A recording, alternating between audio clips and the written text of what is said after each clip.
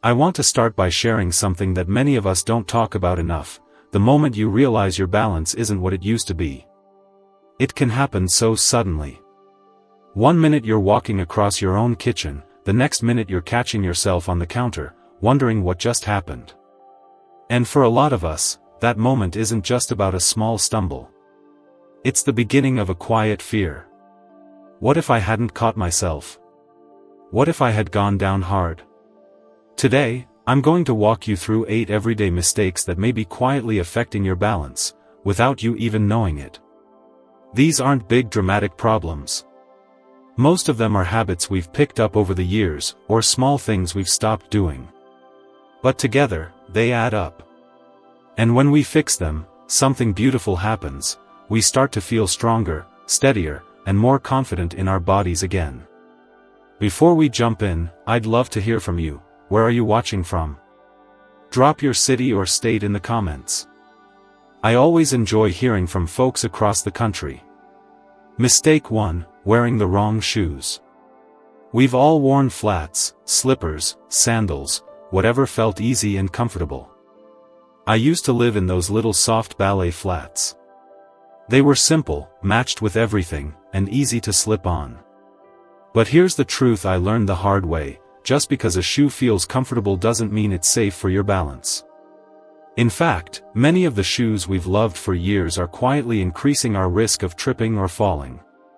As we get older, our feet actually change. The arches flatten.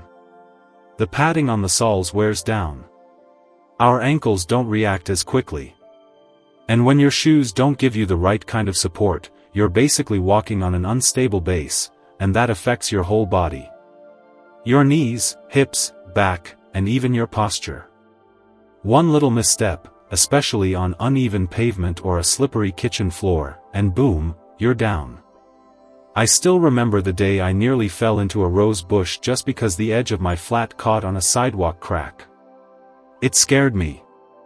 Not because I was hurt, but because it showed me how vulnerable I'd become without even knowing it.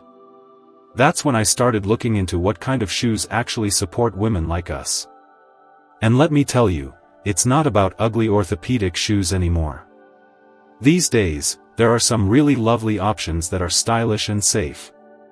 What matters most is having a firm sole that doesn't slip, a good grip on the bottom, proper arch support, and a heel that's low and wide, nothing narrow that wobbles. Also, the fit matters. Shoes that are too loose or too tight can throw off your step. And don't forget about what you wear at home. A lot of women wear those soft, slippery slippers around the house all day. I used to do the same, until I nearly slipped on my living room rug. Now, even at home, I wear supportive indoor shoes with a proper sole. They're light, they're safe, and they've made a big difference. Mistake 2: skipping strength training. Now I know what you might be thinking. I'm not a gym person, or I stay active, I do the laundry, I clean, I take walks. And that's great, it really is.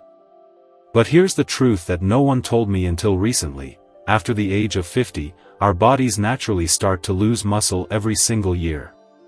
It's not because we're doing anything wrong, it's just part of the aging process. And if we don't do something about it, that muscle loss adds up. Quietly. Slowly. Until one day you try to get up from a chair, and it feels harder than it used to. Or you step off a curb and feel like your legs aren't quite catching you the way they used to. That's not just being out of shape, that's muscle loss, and it directly affects your balance. The good news is, it's reversible. You don't need a gym membership, and you don't have to lift heavy weights. I started with just a pair of light dumbbells I picked up at the store. I kept them near the couch, and while I watched TV, I did a few arm curls. Sometimes I just used my own body weight, doing seated leg lifts, wall push-ups, even holding onto the back of a chair while lifting one leg at a time. 10 minutes here, 15 there. Nothing extreme.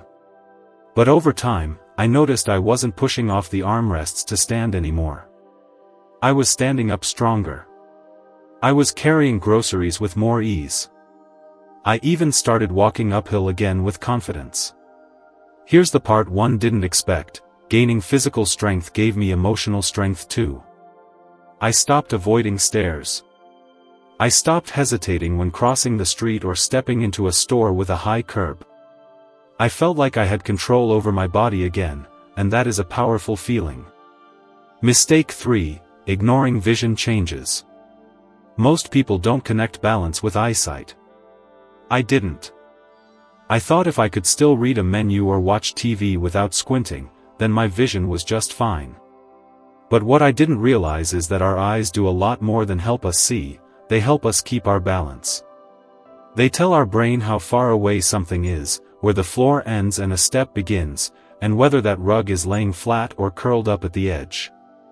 And when your vision isn't sharp or your depth perception is off, even slightly, your body starts guessing instead of knowing, and that's where accidents happen. Let me give you an example. One night, I got up to use the bathroom.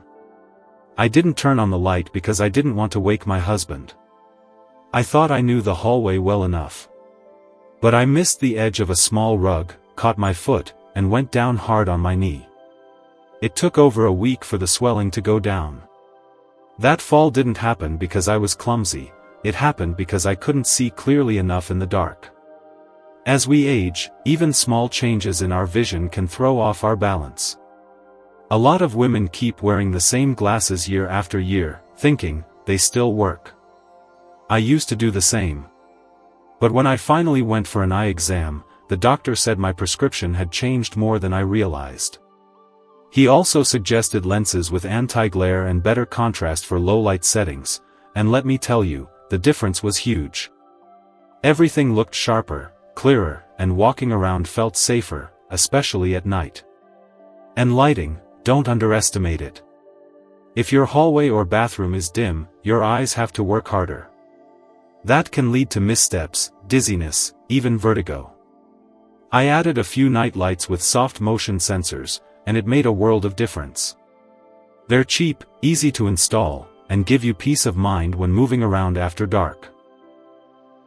Mistake 4: overlooking medication side effects. We trust our medications. We take them because a doctor said they'd help, for blood pressure, cholesterol, sleep, pain, or anything else that's come up over the years. And most of the time, they do help. But what many of us aren't told, or don't realize, is that some of the most common medications prescribed to older adults can quietly affect our balance.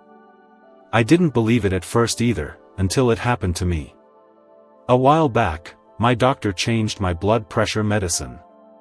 I started taking it like always, same routine, same timing, and at first, I didn't notice anything different. But within days, I began feeling just slightly off. When I stood up from the couch, the room would tilt for a second. I'd reach for the wall without thinking. It was subtle, but something felt wrong. I brushed it off as being tired, or maybe dehydrated. But then, one evening, I got up too fast and stumbled into the coffee table. I didn't fall, thank goodness, but it was close. And it was scary. That night, I finally sat down with the pill bottle and read the fine print on the label. There it was, clear as day, may cause dizziness or loss of balance. I wish I had checked earlier. As we age, our bodies process medications differently. A dose that worked fine when we were 50 might be too strong now. And if you're like me and take more than one medication, even over-the-counter ones, they can interact in ways that increase your fall risk without any warning. So here's what I did, and what I strongly recommend: be your own advocate. Keep a little notebook and write down how you feel after taking your medications. Are you dizzy? Lightheaded? Extra tired? Write it down. Then take that list to your doctor or pharmacist. They can't know how you're feeling unless you tell them. When I finally spoke up, my doctor adjusted my dose. The dizziness disappeared. My balance came back. It was a simple fix, but it made a big difference in how steady I felt walking around. Mistake 5: furniture walking instead of using a cane. Now, I want to say this gently, because I know how it feels. I used to tell myself, I don't need a cane. I'm still moving fine. I believed I was being strong and independent. And yes, maybe I did feel steady most of the time, until I didn't. I started reaching for the back of chairs when walking through the living room. I leaned on the kitchen counter while doing dishes. Sometimes I'd catch myself steadying on door frames or walls. It didn't seem like a big deal, until one day it was. It's called furniture walking, when we start using tables, couches, or walls to move through the house. It seems harmless, but here's the thing, furniture isn't made to support you. It can slip. It's not always where you need it. And it's a sign that your body is quietly asking for help. I remember clearly the moment that woke me up. I was carrying a full basket of laundry, heading from the bedroom to the living room. Both hands were full, so I couldn't reach for anything. As I stepped onto the hardwood floor, I shifted just slightly, and that tiny shift nearly sent me straight into the side table. I caught myself, but it shook me. That same week, I bought my first cane. I'll be honest, I had mixed feelings at first.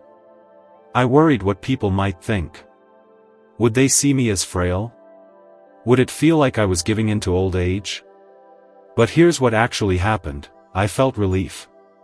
That cane, lightweight, with a floral pattern that even made me smile, gave me something no piece of furniture ever could: stability, safety, and peace of mind.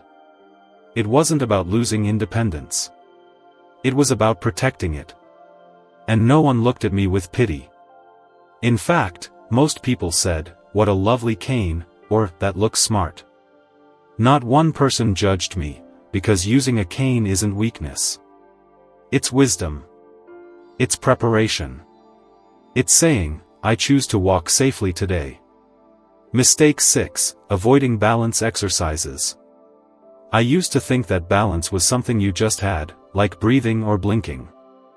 I figured, if I could walk around the house, climb a few stairs, and get through the grocery store, I was doing okay. But what I didn't realize was that balance is not something you keep unless you work on it. And for most of us, especially after 60, we slowly stop challenging our balance without even noticing it. It was at a community wellness class that I had my wake-up call. I thought it would be light stretching, maybe some easy chair yoga. But the instructor asked us to stand on one foot, just for a few seconds. I thought, oh, I can do this. But when I lifted my foot, I started wobbling like a leaf in the wind. It surprised me. Embarrassed me, too. But mostly, it taught me something I wish I had learned years ago: balance can fade quietly, and it needs regular practice to stay strong. As we get older, our core muscles weaken, our ankles get stiff, and our body loses some of the reflexes that used to kick in when we tripped or stepped on uneven ground. If we don't practice using those muscles, the brain stops doing the little micro-adjustments that keep us upright. And the result? That little stumble becomes a real fall. But the beautiful part is, balance can be trained again. Yes, even in your 70s, 80s, and beyond. You don't need a gym or fancy equipment. I started small. Standing on one foot while brushing my teeth. Walking in a straight line heel to toe across the hallway. Shifting my weight from left to right while holding onto the back of a chair. Just a few minutes a day, and slowly, I started to feel steadier. After a few weeks, I stopped grabbing the wall every time I got up. I stopped dreading stepping down a curb. And one morning, without even thinking about it, I caught myself dancing in the kitchen, something I hadn't done in years. Mistake 7, not drinking enough water. Now, I know hydration is something we've all heard about. But what most people don't realize is that even mild dehydration, the kind that sneaks up on you during the day, can directly affect your balance.